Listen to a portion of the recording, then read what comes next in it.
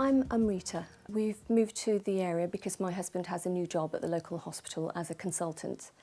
He's a surgeon, a urologist, a very good one.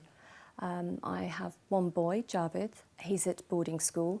He's very clever and he's hoping eventually to go to Oxford. He's very good. We keep in touch by email every day. I had a good job too as a pharmacist and I'm hoping to secure a new position soon. In the meantime, I'm busying myself around the house and looking for employment on the internet. I may seek some locum work in the meantime.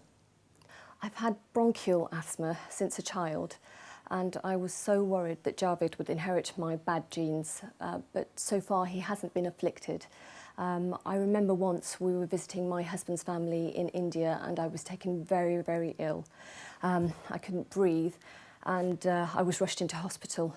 They said it was severe asthma and I must take my medication regularly. I see so many patients who come to the pharmacy who don't take their inhalers as prescribed. They use their blue one. I tell them to be careful, you could die.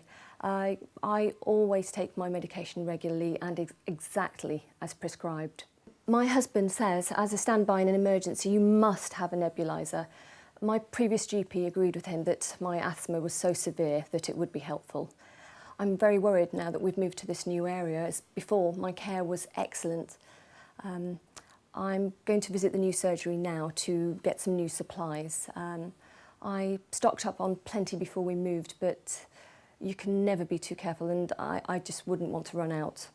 My husband says I'm a terrible worrier, but my mother, she died of diabetic complications in her mid-40s and that was a terrible thing.